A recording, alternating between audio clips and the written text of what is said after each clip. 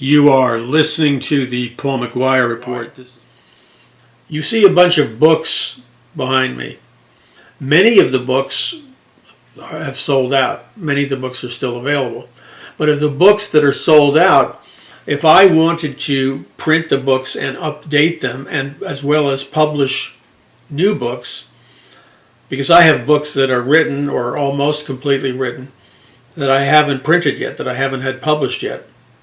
If I was to go about doing this, because we get a steady stream of people that are not only heavily impacted by these books, but they want to get the new books and they want to get the books that are out of print.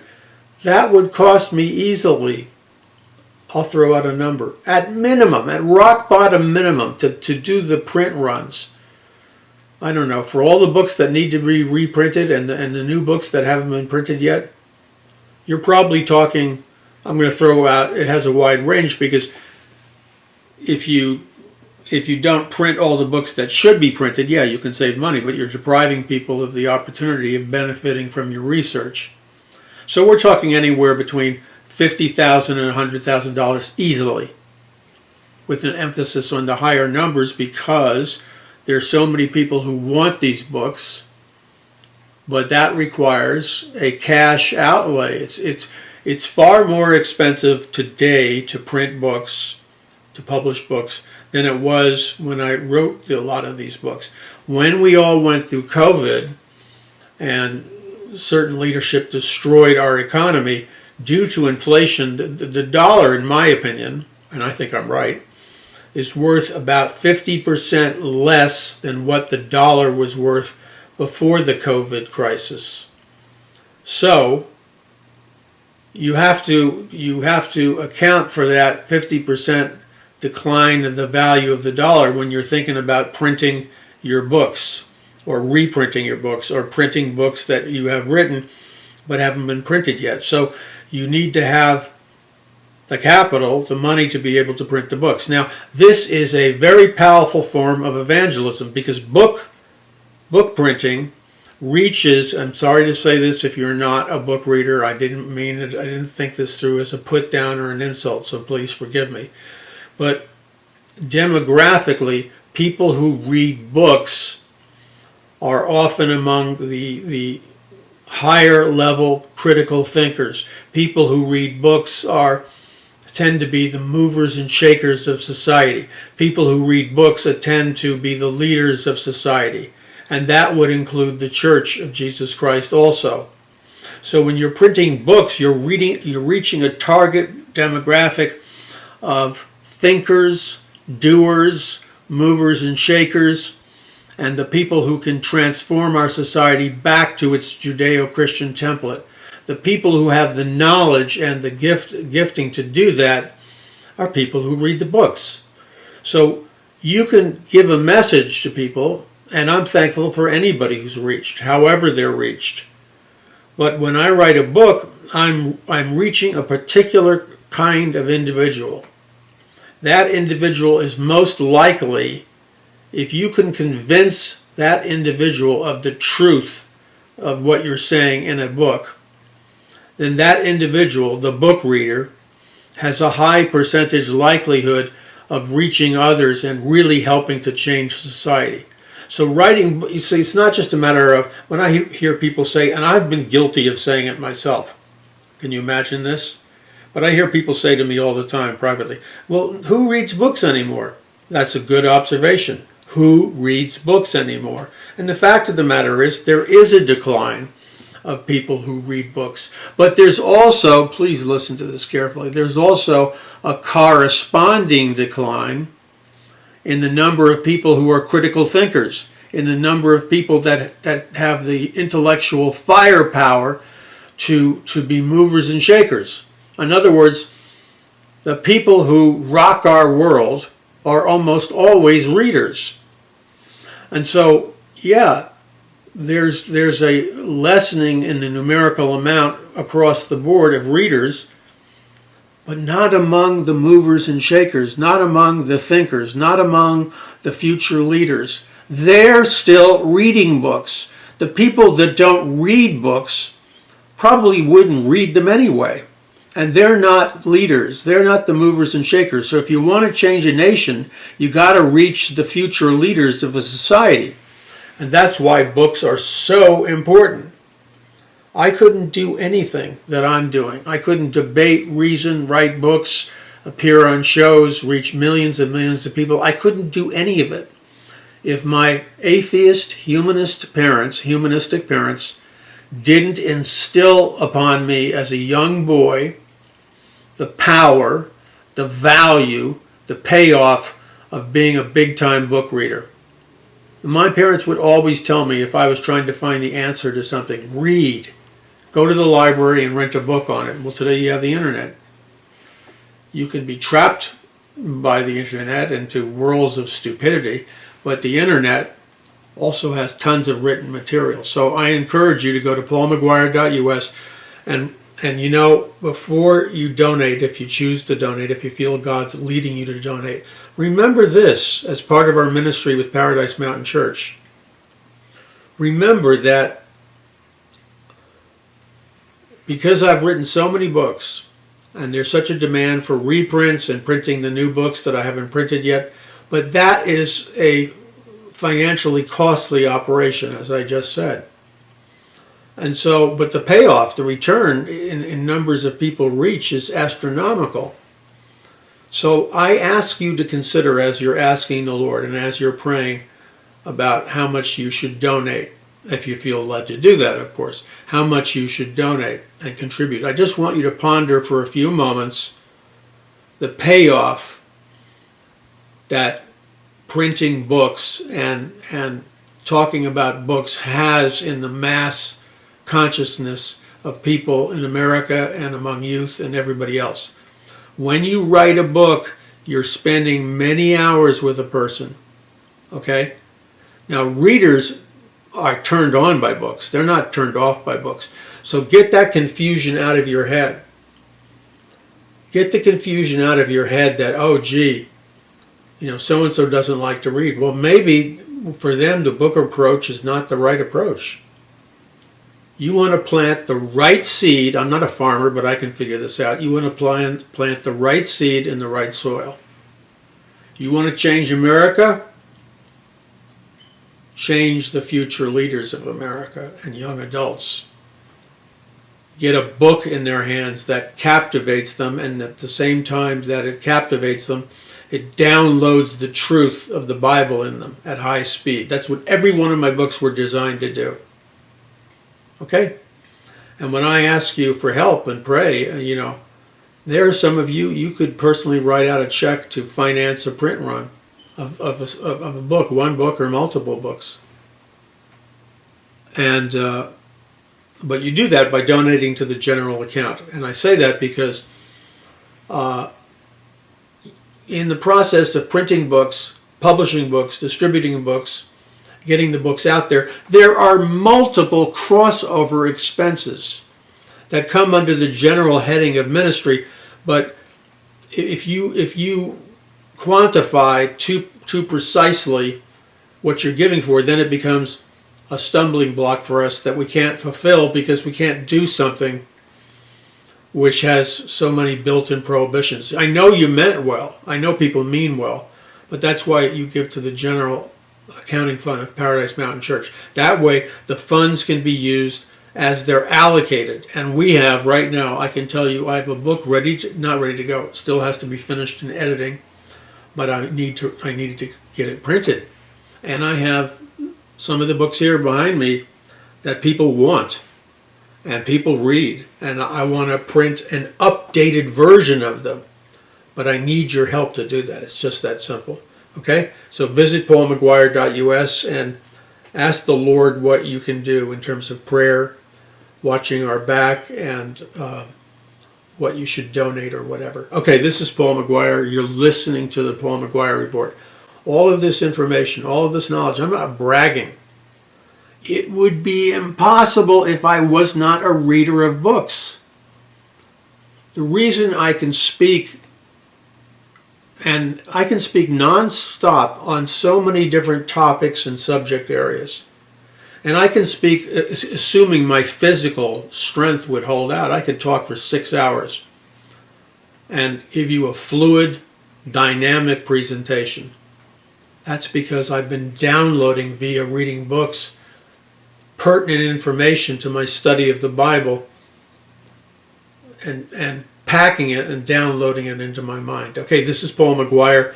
Visit paulmcguire.us. Together, yeah, that's right, together, you and I can change the world. In fact, Jesus Christ called us before the beginning of time, to be here for such a time as this. Jesus called us, and he's given us the power to change the world. Wow. If that doesn't turn you on, man, I don't know what turns you on. This is Paul McGuire. We'll be back in just a moment.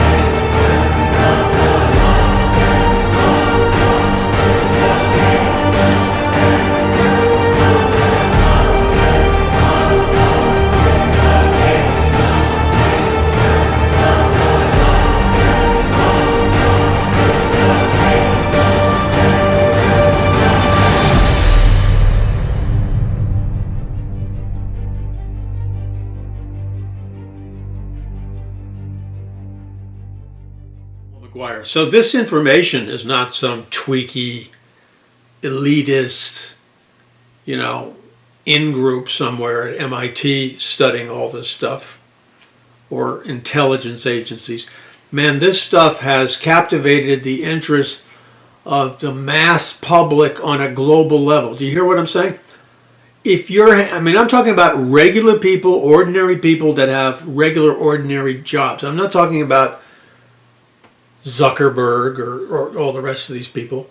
Yeah, they may be into this stuff and they may know about it.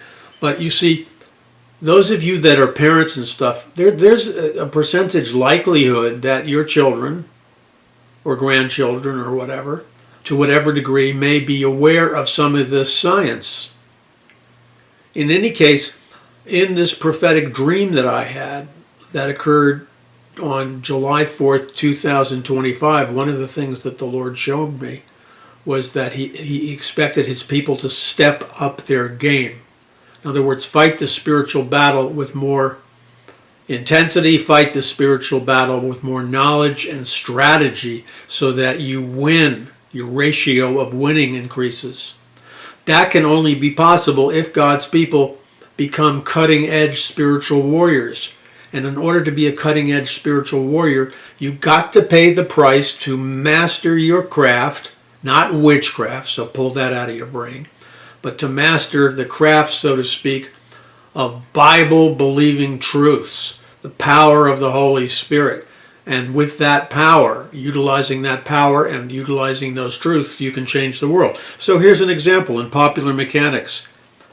This I don't know when this was published, but Popular Mechanics, a popular magazine, did a huge story on this whole CIA thing, and it's entitled Inside the CIA's Secret Plan to Hack Human Consciousness and Build a Bridge to Other Dimensions. That's why they hacked Bentoff's stuff. Okay?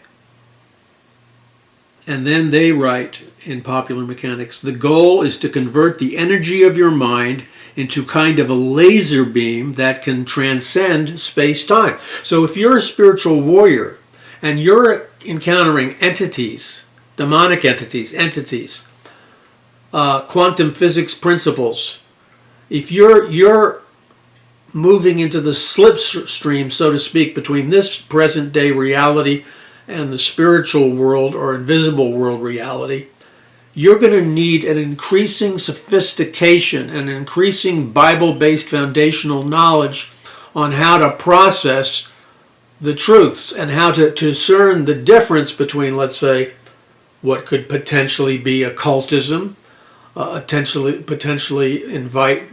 create a portal for demonic entities, and the real truth of the Bible and Scripture, and the difference between demons and fallen angels and God's people.